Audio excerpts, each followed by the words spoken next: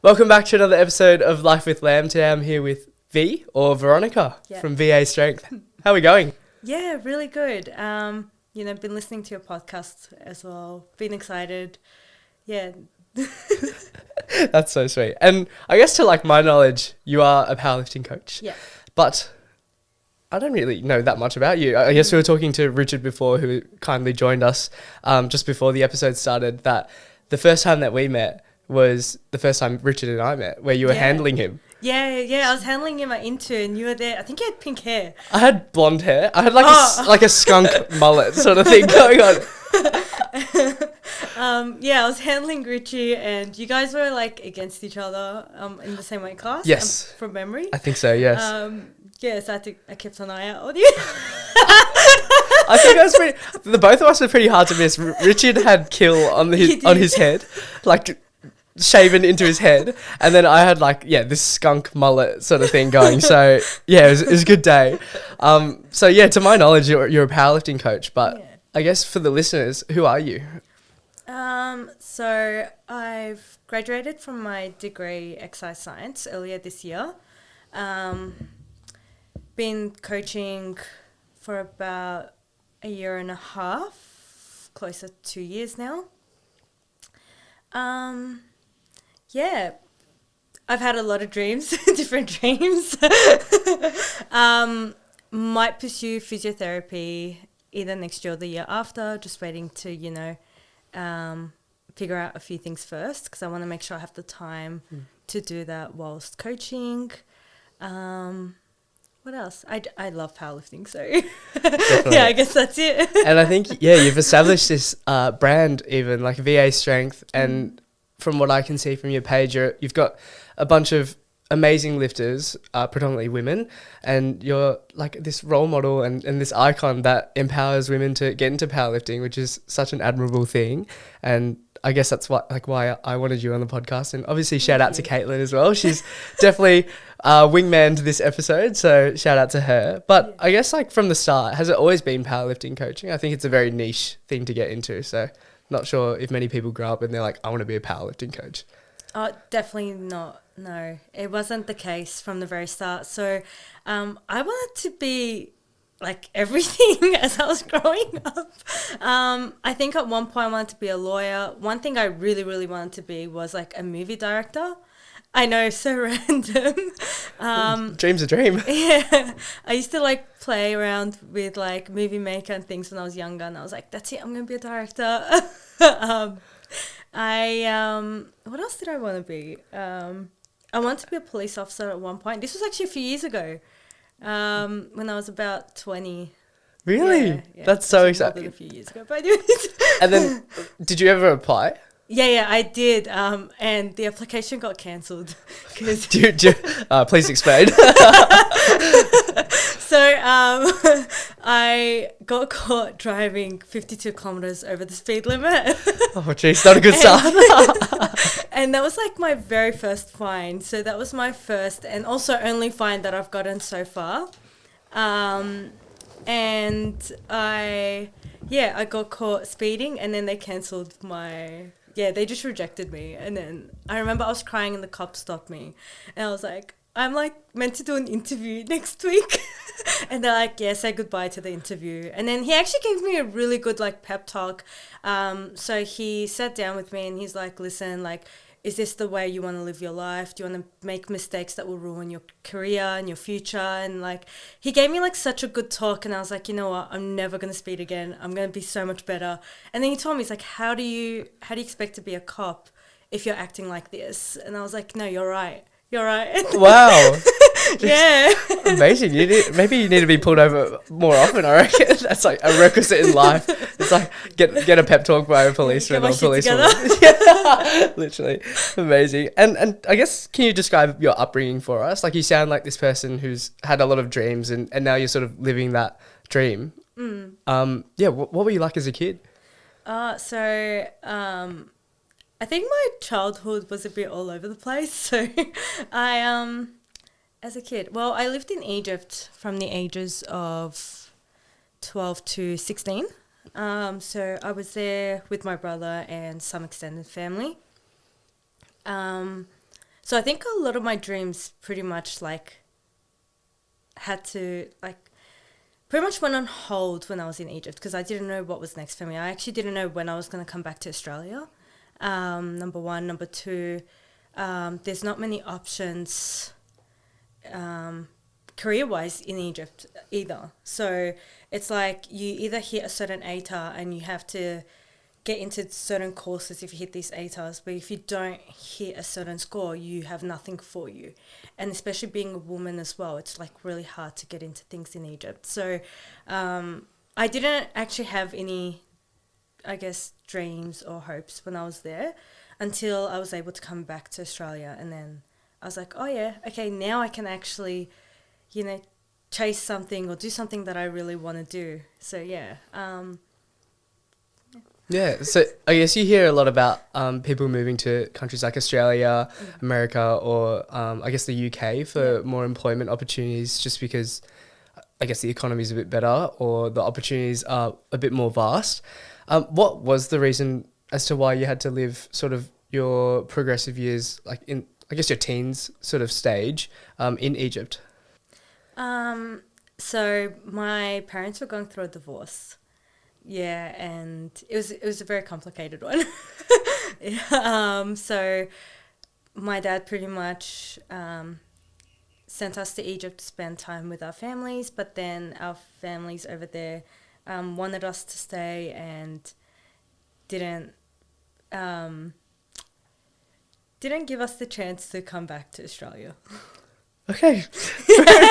Took a while turn. All right. Amazing. And then you've moved, I reckon I'll brush over that, but you've moved back to Australia where the opportunities are, I guess, a little bit more concrete. We get funneled into, you know, high school, uni, and then expected to graduate and then go into the workforce. Yeah. Is that something that you experienced? No, not at all. So I finished high school here. When I finished high school, my mum actually came back into my life. So I didn't have my mum throughout those years as well, from the age of 12 to almost 18. But then as I was finishing high school, my mum did come back into my life. But when she came back from Egypt, and her English had actually, like, it had worsened over the years. So she was really struggling to find a job. And then what we did was, so my mum was working a lot and my brother was in high school. I finished year 12 and I had the opportunity to obviously go to uni, but I thought to myself, no, I'd rather just work full time and pretty much, take care of my family because we were renting and we were kind of struggling. Like, we were struggling a lot. I remember my mum used to count like every dollar to make sure we had enough for the bill and for the rents and everything. And it was like we had no extra cash. So I worked full time. I started working at NAB, got the opportunity to work at NAB. So worked there full time, saved up as much as I can. I was also like the main income for the household, so but I also still saved up as much as I can. Everything back then was also cheaper, keep that in mind, than now. Definitely. Like you're talking about, almost 10 years ago. So and then I saved up, got a house for the family, and by then my mum was also able to find another job, but it was still quite hard. Like, it wasn't enough, with the mortgage and everything and being young, and my mum's still not earning as much. So at one point I just kept working. I worked so much overtime, worked over the weekends, eventually got a different job at a law firm, and then worked there for a few years. And then at one point, like, we still needed a bit more. So then I started doing cleaning at night. So I was working like 2 jobs, but I'll do overnight cleaning and law firm during the day. But yeah, now that's all, over and done with, and I'm a coach and I'm doing something I really enjoy, and I have so many more opportunities, and that makes me really happy. Wow, so much to unpack there. What an insane ride. Like, I think my generation, or if you want to put it that way, like, have the privilege of like entering university, but sometimes it's a necessity to just go into the workforce straight away, and in your case it definitely was. Even the idea of like working at NAB, people think that you probably need, I don't know, a certain qualification or degree and that sort of thing. Can you touch a little bit on that actually? I got the job at NAB through a recruiter called Hayes. So, anyone who needs a job. Shout out Hayes. Shout out Hayes. I love it. Yeah. So honestly, like I had no experience. I was young, just turned 18, and they were able to give me a job at NAB. Like it was entry level job, but I worked really hard and got promoted like to 3 different roles in my time at NAB, which was really good. But yeah, like that's pretty much how you can get it. There's a lot of entry level jobs in the corporate world. You just need to, I guess, find it or go through an agency. Yeah, definitely. Yeah, because I think it sounds taboo, or maybe I'm just like not aware of the opportunities. And shout out Hayes again, but yeah, it just seems very taboo, and that you need these sort of certifications or this piece of paper that everyone works so hard for, like your bachelor's degree in commerce, and then you can go into like the finance sector or something like that. Literally, I remember at NAB, a lot of people were getting like promotions and they had no degrees, and they were like getting like huge promotions, earning almost 100K a year with no degree. So they just worked hard and proved themselves in the industry. And same thing, like when I got the job at the law firm, I was in building management and like with no degree. I was just using my experience from NAB and was able to work in building management there. Wow. So you'd say, the exercise sports science degree is the first degree that you've... Yeah. Wow. Yeah. Beautiful. And we'll touch on that a bit later, but yeah, what an incredible journey. And I guess it just goes to show like how hardworking you are. I wanted to ask, because you'd be considered first generation, wouldn't you? Yeah, amazing. So I guess talk to us a bit about what it's like having immigrant parents. You said that, mum struggled a lot with her English, and even before we were talking dad as well, and how he had to leave his job because he couldn't quite grasp the language in the environment that he was in. Could you see the struggles at the time, and how did that make you feel? I could see it. Yeah, I did see it quite a bit at the time, especially when I was a lot younger. So I remember back in primary school, so I went to the same school for primary and secondary, and it's pretty much like an Arab school, so it's got all the Arabs that go there. And it's kind of sad because you'd see actually a lot of the teachers, they were parents who also had a very strong accent or like weren't the best at speaking English and things like that. And I remember at the time a lot of the kids used to bully them. And it's like your parents are literally the exact same as those teachers, but people would laugh at them, bully them, make fun of them. So imagine my dad in a public school or a different school where the kids can't even relate to having a parent that's like my dad. Do you get what I mean? So I can't even imagine what he went through. Definitely. Do you get what I mean? 100%. So I did experience, I did see it. I saw them struggle a lot. It was hard for them. It was hard because even as a kid, like they'd like ask me to translate things or look at things with them, and I'd be like, I still don't understand these words myself. Oh yeah, true, because you're so young as well. Oh my gosh. Yeah, no, it's good. My dad had it a bit better than my mum, I reckon. Though my mum just didn't really know much English at all. Yeah. Definitely, and I guess it like backpedals back to like the necessity of you needing to find a job, which I think it might be looked down upon because university is so like prevalent these days. It's like the expectation that, hey, look, like you've done high school, you might as well just go into tertiary education and then find a like stable job from there. Yeah, and then that's sort of like the life that you're projected by your parents really, because it's stable, it's secure, it's going to make the most money, but it's like, is it something that you enjoy doing, sort of thing? And I think your story is going to be amazing in terms of you had to do it really hard in the early stages, but now you're doing powerlifting coaching as like something that's your job, that's your occupation, and that you love it.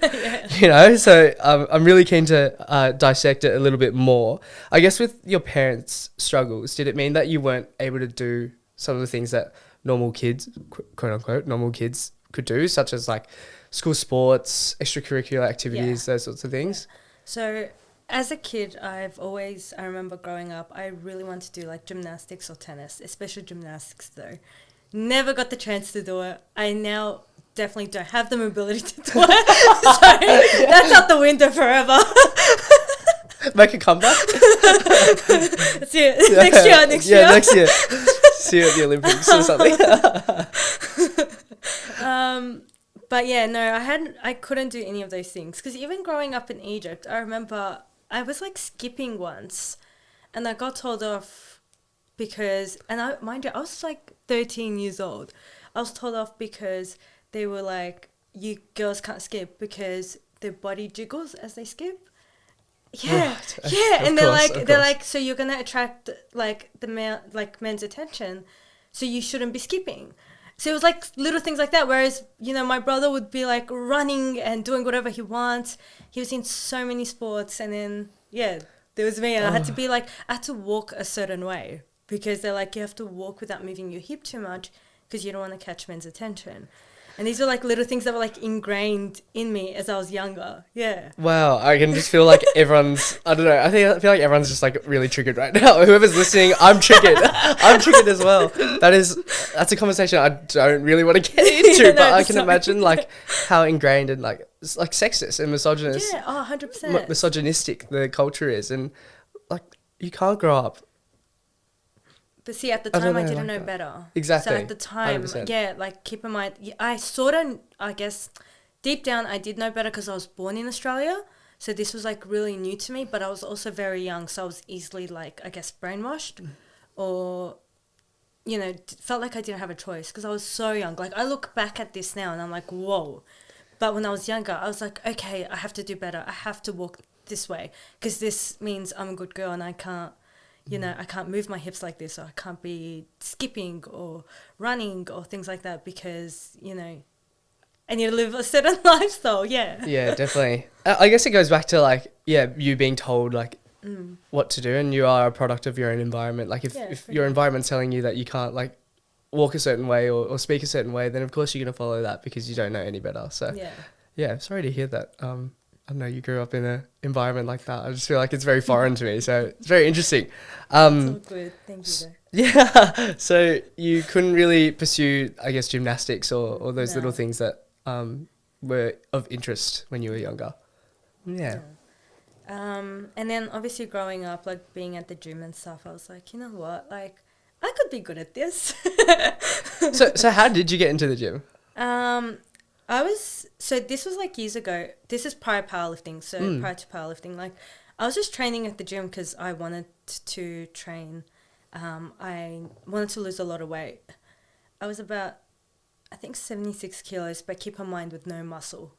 Like currently I'm 75 kilos, but I've trained for years. So 76 and I had zero muscle. So I was like a lot bigger than what I am even now. And I wanted to lose weight. So at the time I was dating my first boyfriend, and we were like, all right, we're going to lose weight together, things like that. And I got down to 55 kilos. Yeah, I was tiny. That's a 20 kilo shred. Wow. Yeah, I was really small. And then I remember, because I used to go to Derrimut, so I used to see a lot of strong girls and stuff, and I'd be like, oh, you know what, I might want to pursue powerlifting. But at the time, my first ex wouldn't let me because he thought powerlifting was too manly. And he liked the petite look more. So he was like, no, like maybe do bikini or something else so that you don't gain too much weight. So I can see why he was your first boyfriend and not current. Oh, gosh. Yeah, and then I pursued powerlifting right after. So it was actually, though, my brother's girlfriend because, that relationship was over and done with. And then I was still working and training at Derrimut at one point. And then my brother's girlfriend, Emily, at the time they weren't dating. So shout out to Emily. She kept coming into the gym and she was just so strong. Like, we're talking about 2018 here, in 2018. And she was like, I forgot how many. She was like 60 something kilos, probably 62 or 63. But she was like deadlifting like 150. Damn. And like squatting 140. And she was just like insane and like sleeveless and everything. Like Sleeveless? Yeah, sleeveless at the time. And I was like, you're my inspo. Like I was like, holy shit, I'm like obsessed with you. And then I introduced her to my brother, and then that's history now. They're together. They've been together since. Love it. Love a wingman moment. But no, that's how I actually got into powerlifting. Like that's when I was like, you know what, I really want to give this a go. And lockdown happened right after though. So lockdown happened right after. Couldn't do it straight away. Waited till November 2020, and that's when I actually started. Amazing. So yeah, you've sort of found like what you love doing, and it's taken this like windy pathway. I wanted to ask, like, you know, in this present time and like society these days, you know, we're all scrolling TikTok and it's all very like short form, instant gratification sort of way of living life. We can all be so ungrateful, and I think it's so important to be present. But I wanted to ask, like, your upbringing. Obviously, it wasn't the easiest upbringing. Like, you've moved countries, and then you've had to support your family and work so hard. Did you ever wonder, like, why me? Yeah, a lot. What was that like? Can you describe that feeling? I used to be really sad. Yeah, I used to be like extremely depressed, if anything. And I used to always think to myself, like, why do I have to deal with this? Like, why can't I just, you know, live a normal life? But, you know, I'd always remind myself that this is just going to make me stronger. Like, at the end of the day, like, everyone's got their own demons. Everyone's dealing with their own shit. Like, who's to say that someone else isn't dealing with something worse? You know, like, everyone does the same thing. They walk out of the house with a smile on their face. They deal with their, like, daily tasks, work, whatever, friends, you know, and you don't know what they're going through. So that's, like, something I had to remind myself of, that no one's actually got a perfect life at the end of the day. So even though there's a lot of, like, why me and feeling sorry for myself, that's not really going to get me anywhere. Like, I'd have to be like, all right, like, it's happened. How do I move forward? Type of thing. Yeah. Beautiful.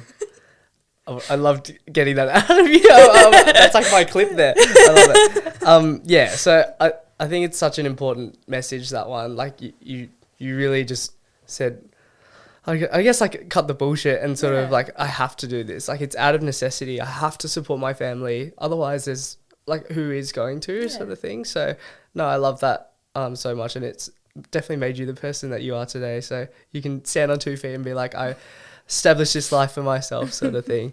And talk about the extent of, like, the work that you're doing. So you went to NAB, got the job there, and then you transitioned to the law firm, but you were also cleaning at night. Like, how are you juggling all these things? Did you ever face burnout? Yeah, I did. I think I was sleeping. I'm pretty sure at one point I actually experienced insomnia for a while. Like, I was not sleeping. But I had so much adrenaline. Like, I was like, I don't have a choice. I've got to do this. So I'd work very long days, and then I'd do cleaning, and then I used to still go to the gym.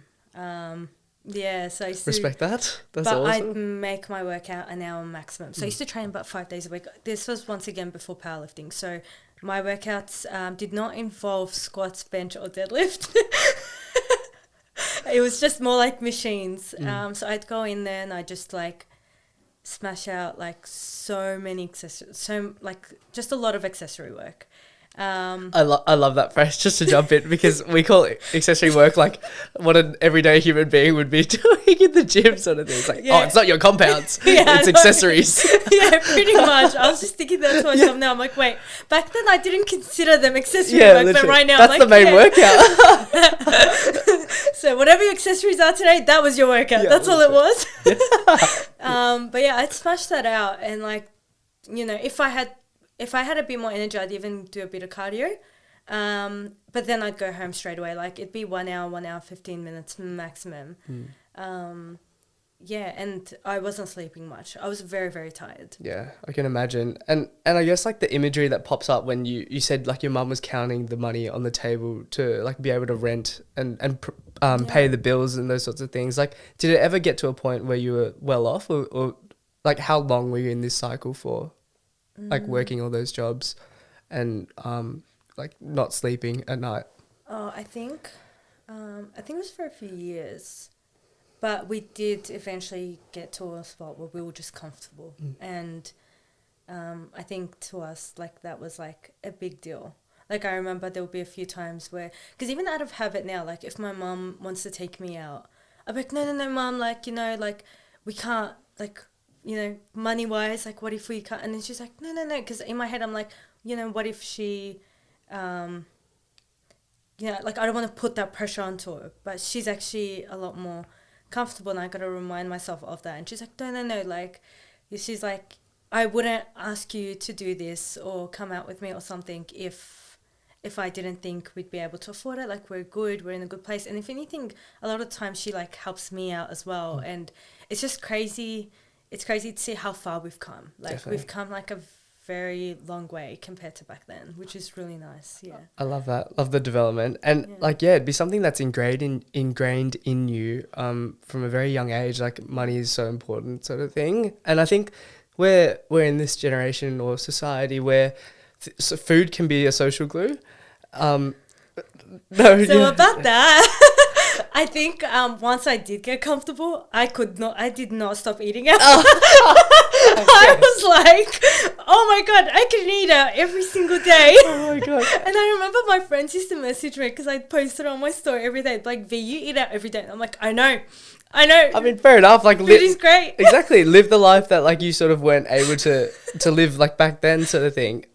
I wanted to ask, like, socially, how did that impact you? You know, like, you're pretty tight on money and, you know, going out can be such, like, a great social thing. But I know that money can be such a difficult thing for a lot of people as well. How did you go about it? So up until I turned, like, 21, I barely had any friends because I barely... I couldn't really afford going out often or doing things like that, eating out often, you know, like, just...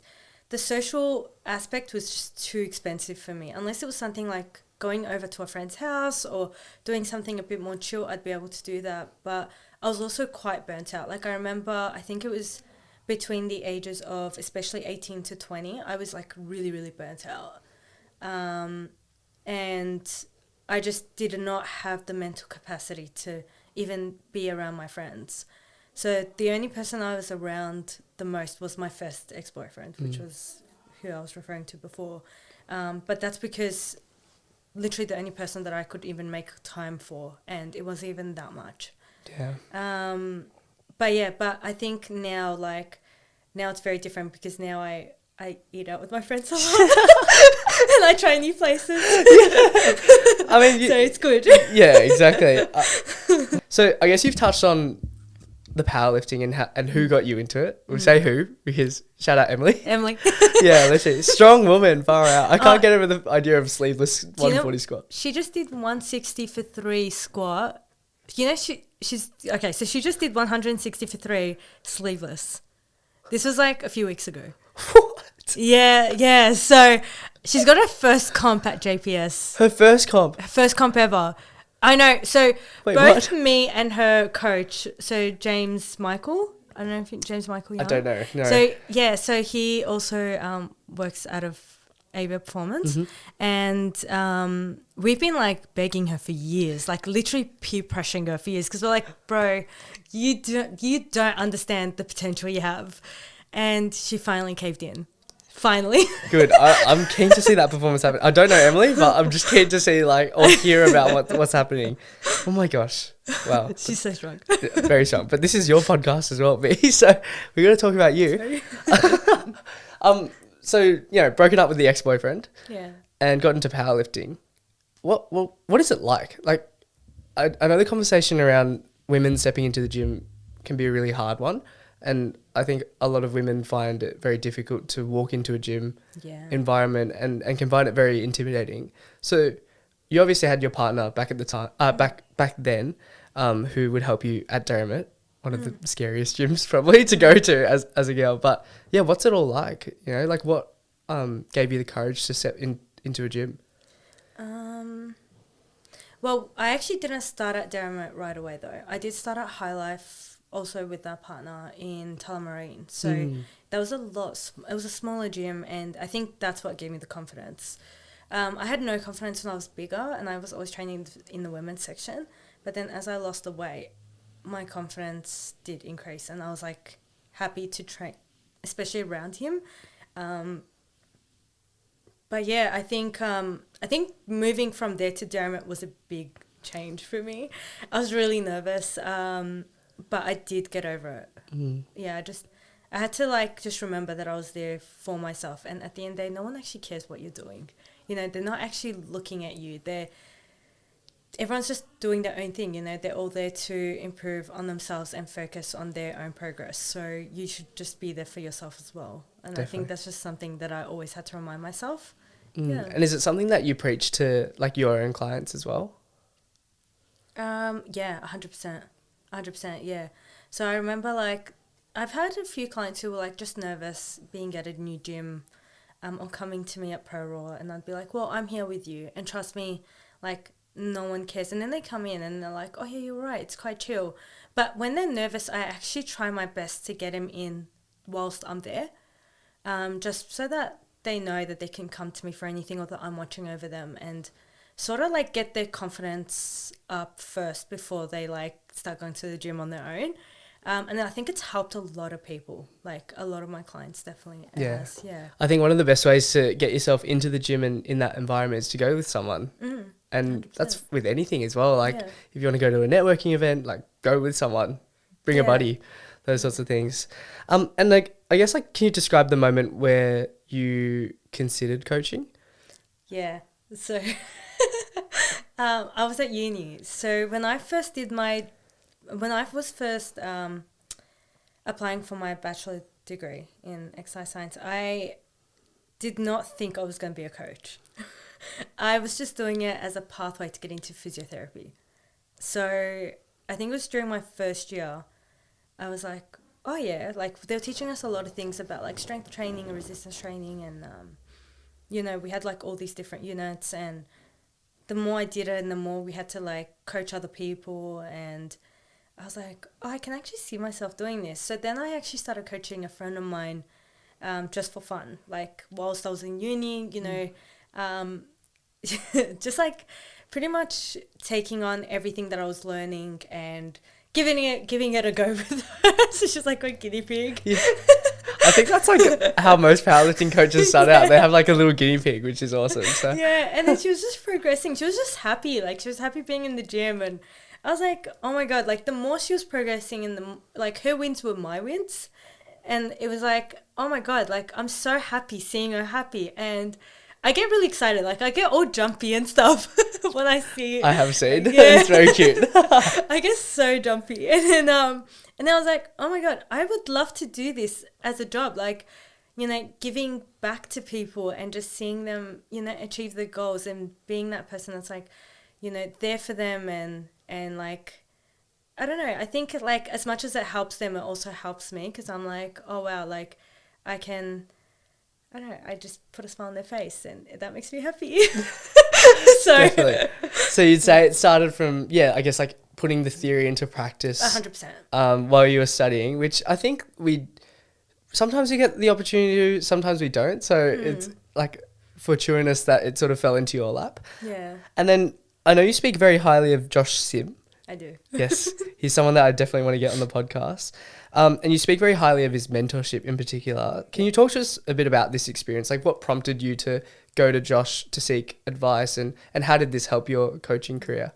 So Josh and I, we've been friends for a few years. So we were friends prior to coaching and mentorships and stuff.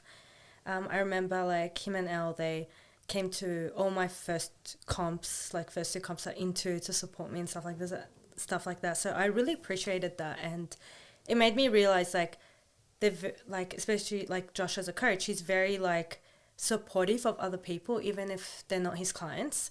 And I think that was the first thing that I noticed. I was like, wow, I love that. I'm not his client. He drove all the way there, and he didn't have clients competing, just to like support me, and because he knew I was nervous for my first comp, and I was like, wow, like, and this was like years ago. So I over time, like, I just noticed and watched, I guess, from afar, like how he treats his clients and things like that, and I had so much respect for him the whole time. And when I started coaching, I guess I started feeling like huge imposter syndrome.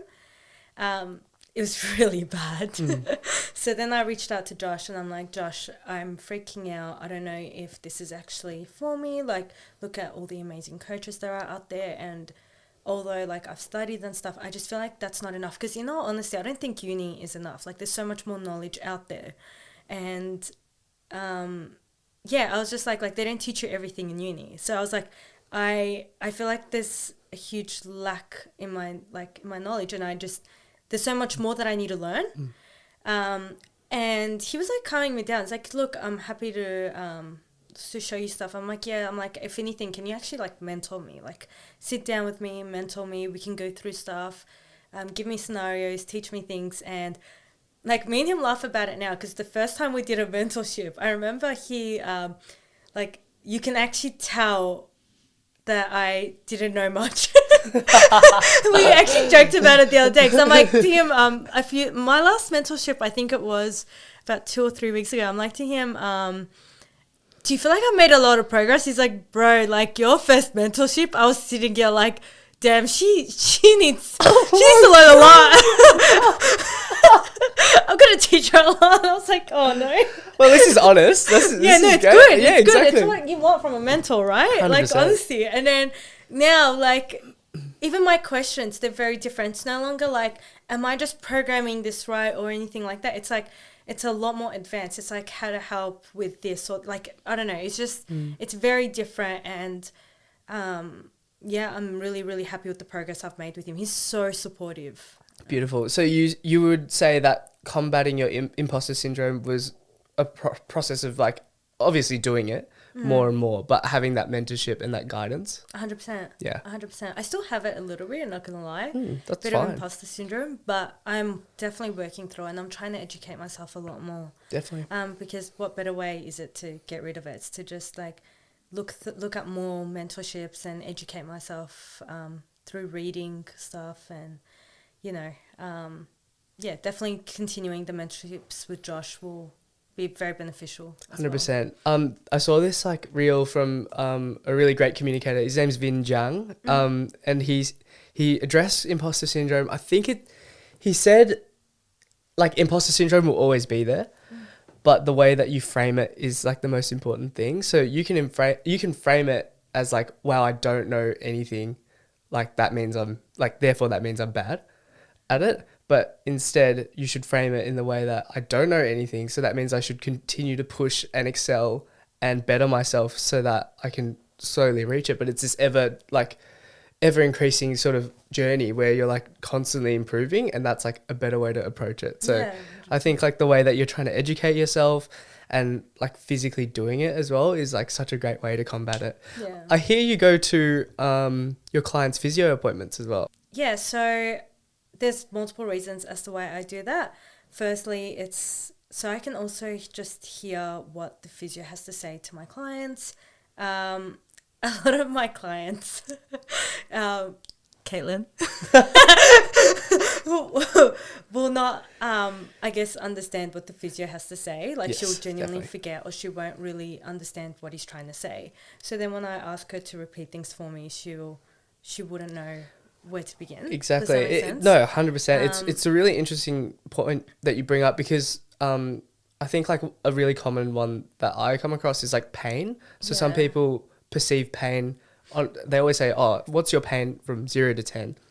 And some people who perceive pain as like a 2 other people might think it's like a 6, and those sorts of things. So sometimes you can't relay the correct information over, and it's not your fault. Like, it's not general public knowledge as well. 100%. So yeah, I love that point. And I feel like hearing it from the physio themselves, number one, you'll hear the whole thing, like, because obviously your client won't have to repeat any of that to you, so you'll know exactly you'll know exactly what's wrong. You'll have a bit more of an understanding of how they're feeling as well, because the physio will test certain things, right? Like put them in certain positions, test if this hurts, if that hurts, and you get to see that, and then you're like, oh yeah, all right, now I know. And then the physio also feels more comfortable in contacting you directly. Like, that's what I've experienced. So, for example, the physio that we've been going to with Caitlin and Fran, he just like contacts me directly now, and and like emails me all the time, and like I discuss things with him. And I think it's so important to have that relationship with any physio, osteo, chiro that's out there, you know. Being more involved, I think, is very important. Definitely. 100%. Yeah. And tying on to that, can you describe the way that you coach? I know you coach a lot of women as well. You coach male clients as well? Yeah. 100%. Love I it. do. Can you describe for us like what your coaching style is? Oh, okay. So I think it comes down to obviously each person's goals. So the way I program, for example, will be dependent on each person's goals. Yeah. I don't have particularly just powerlifters. I've got other clients as well. Some clients are doing different sports. Like I've got one client that does footy, and I have just, regular people, gym goers, that just want to improve. So I think everyone 100% needs to be programmed very differently. So it needs to be quite individualized to their needs. In terms of my powerlifting clients, it's very, very individualized, I guess, to their needs, because you have someone like Caitlin who loves benching 4 days a week and has seen, like, we've seen so much progress doing that. But someone like Emilia who hates benching more than twice a week because she likes upper body and lower body days. And so I actually have a completely different style of powerlifting programming for her than Caitlin. And it's like the same with all my clients. Like Caitlin would do deadlifts twice a week. Someone like Fran would only do it once a week. Depends on how much volume each one of them can take, their recovery, things like that. So obviously the main goal is progressive overload, but at the end of the day, it just comes down to what each person needs individually. The other thing is, in terms of my actual coaching, I do see my clients a lot for one-on-ones, like a lot. If I've got like free time and I'm at the gym, I'll get them to come in and we just I'll watch over them. If I'm training and I know that in an hour I'll be done, I'll be like messaging them and be like, hey, like if anyone wants to come down during this time. And I'll spend like an extra 4 or 5 hours at the gym just watching my clients. Yeah, like I do schedule in as many one-on-ones as I can, just so that I can, I guess, see them. And, if I'm already at the gym, I don't, I'm just like, why not help them out, Beautiful. Yeah. Yeah, I love that. And that's probably a testament as to why Caitlin speaks so highly of you as well. Like, you sound so personable, and I think every person that is pursuing a sport, whether it is powerlifting or footy or anything really, like you need that sort of personalization because you felt that. Because you feel that you're looked after, you're cared for, and then therefore you perform better as well. Yeah, 100%. Yeah. Like, you can't give a footy player the same program as a powerlifter, That's so they funny. require like leg power and leg strength, but like it's very different, it's very individualized, and every powerlifter I think needs what works for them. Some people can do really well benching 2 or 3 times a week, some people 4, some people squat twice a week, even 3 times, or they lift once or twice. Like, everyone just needs something that works for them. At first it's obviously trial and error because you got to figure out what works for them. But once you know and you see a pattern of it, you're like, yep, I know what works for this client. Definitely. I love it. And you'd say powerlifting coaching is something that you love? I love it. Amazing. So what has it been like? I guess like you've transitioned from working multiple jobs, trying to support your family, to now working your passion or pursuing your passion even. Like, how has that impacted your overall outlook on life?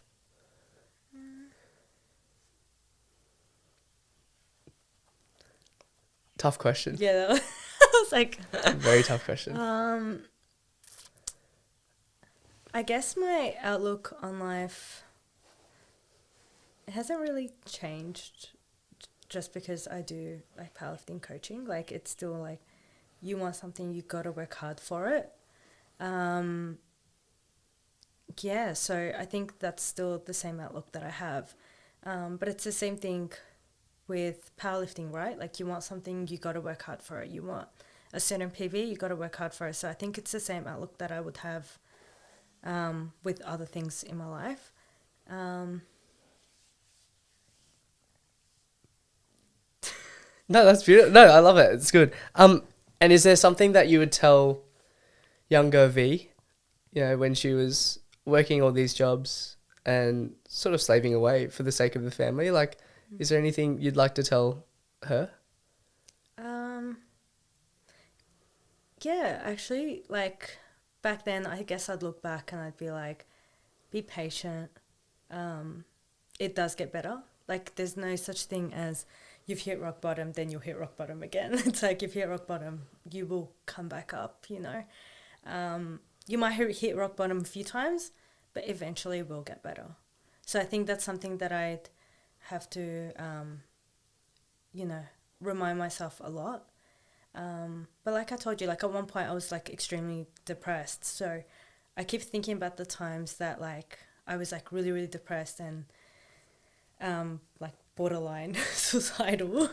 and like if I had obviously let myself drown and go down that path, I wouldn't be here now. Does that make sense? So the only reason I'm here now is because I decided to be here and improve and, try to make the most out of my life now, and it gets better. So 100% trust the process, it gets better. I love it so much. Oh, what an awesome way to conclude that segment. I love it.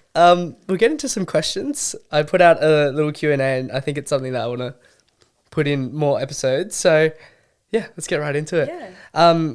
Vanessa asked, she asked something you'd tell your younger self, but I think you just answered that one.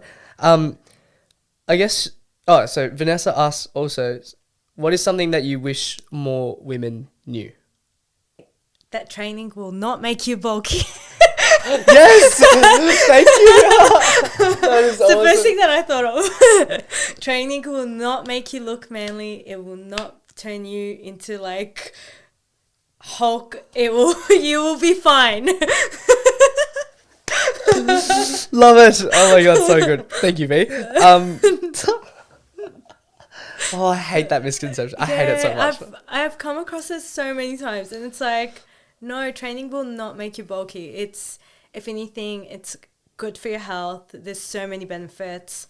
You should all still be training. And do it because you love it. Like, don't worry about growing muscle and looking manly, because trust me when I tell you, if you want to look like that, it is so hard to look like that. I think there actually is studies around like how hard it actually is for like a more feminine character to look like the Hulk sort of thing. 100%. You have to eat like a monster. You have to train like a monster. It's crazy. Yeah. You have to put in so much effort. I've been trying to look jacked for years and I still don't look jacked. You're pretty jacked. Oh. That's so funny. Amazing. We've cleared the air. I love it. Peter said, no question. Just wanted to say, love your V. Super proud of you. Aww. So sweet.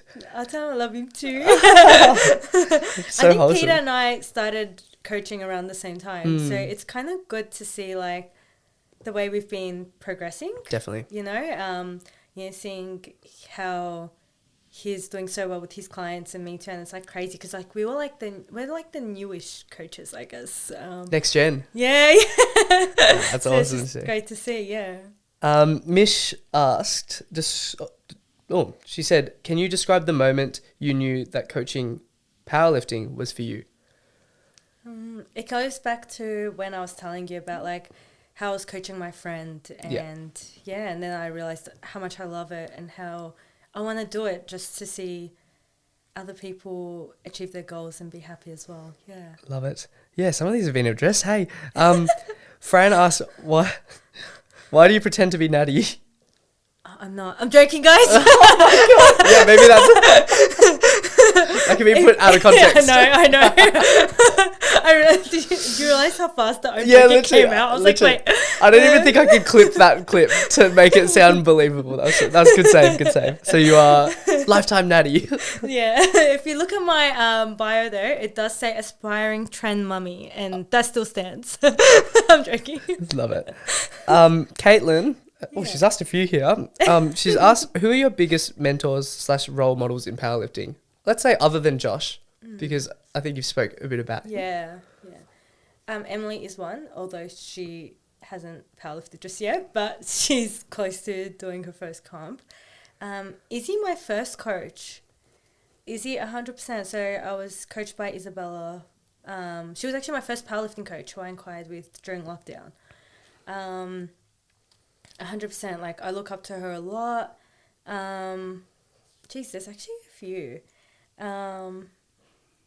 Who else is there? No, there's actually a lot. Like, even just being in ProRaw, you know, seeing like a lot of everyone who's just pushing themselves and doing so well for themselves. Oh, also Twee. Twee, yes. Twee, 100%. Oh my God. She's an icon. Yeah, I look up to her. Yeah, Twee's a beast. Shout out Twee.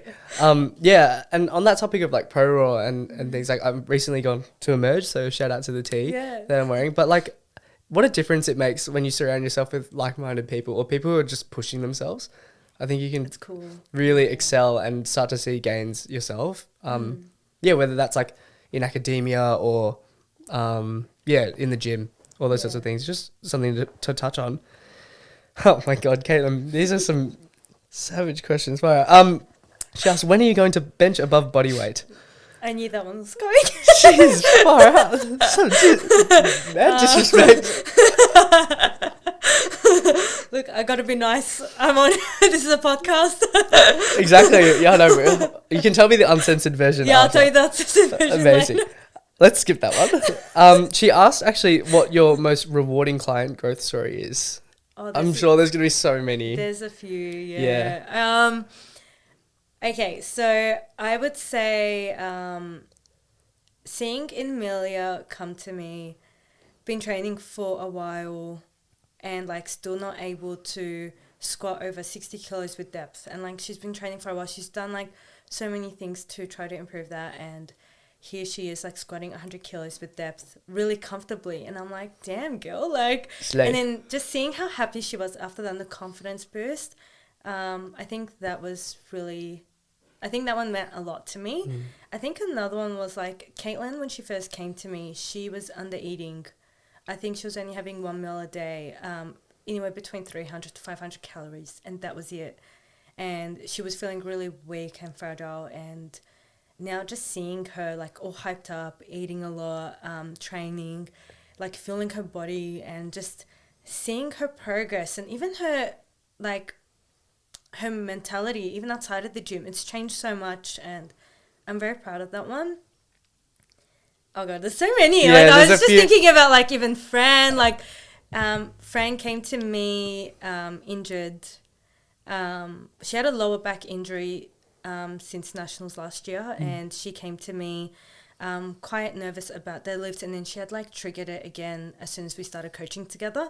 So she was like really nervous about it, but then having the trust in me, and we worked through managing it, and now like seeing how she attacked deadlifts with the right mindset and doing all her prehab and like actually ready to like battle, like actually attack her workout, and it's just like it makes me really happy seeing that mindset shift. So there's actually a lot of wins here. Yeah, I love it. A lot that make me proud. We'll do last one, I reckon. Again, Caitlin, thank you for all the questions. What are some of the lessons that you've taken away from powerlifting that have positively impacted you outside of the gym? This one comes down to like having to work hard to achieve whatever you want to achieve, like your goals.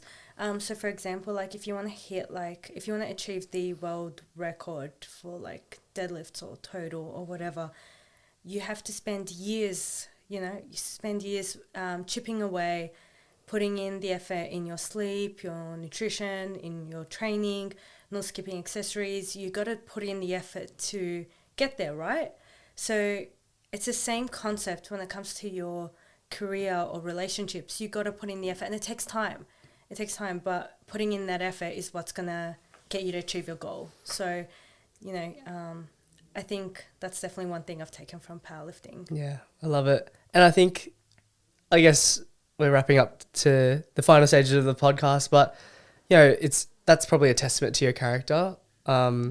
You've lived life, I would say, in a very unconventional manner where it was pretty underprivileged. Like you went back to Egypt for your progressive years and then came back and really did it hard. Like your parents didn't necessarily have the best foundation for you growing up, and and it wasn't necessarily their fault either. And you took it upon yourself to work hard, establish yourself with jobs, even though they were jobs that you didn't necessarily enjoy probably most of the time, like working late hours and barely getting enough sleep. Like I can imagine how tiresome that would have been. But to see where you are now, I can see like why Peter would say like he's so proud of you, because I'm sure he knows your story. And I've felt really grateful listening to your story, and I really appreciate like the time that you've given to share your story to people, because I hope that it resonates with someone. And yeah, I can't thank you enough. Thanks, Jaden. For your time. Like I really do appreciate it. Wait, let me press this thing first. It's ruining my segment. All good. The cameras don't record past half hour. I'm so sad. So I need to invest in something. But I just wanted to say like thank you so much for your time. Your story has been really inspiring, and to see like what you're doing right now, like pursuing something that you love in powerlifting and empowering other people as well. I think like that's such a beneficial thing to society. I thought I would. Like, I don't look at myself and think, you must be an inspiration, or like, you empower other people. I just look at myself and I'm like, it's me. No, but I love that about you. Like, you're not going around saying like, oh, look like I'm V sort of thing. No, like your story, I didn't even know that about you. So when I sent that form out to you and got that response, as like we were going to talk about all these sorts of things, like I really, I don't know, like the respect just went through the roof. So I hope I hope it does for everyone else as well. And I can't thank you enough. I don't feel like I rambled so hard. Where can people find you? So you guys can find me on VA Strength on Instagram. I've also got a TikTok, but I don't use it much. I need to get onto it, but it's one of those things. Hey, I need to get on TikTok, but yeah, I just watch TikToks, scroll through, but I don't make videos. But yeah, definitely VA Strength on Instagram. Yeah, love it. Be sure to follow at Life with Lamb podcast, and we'll catch you in the next episode. See ya.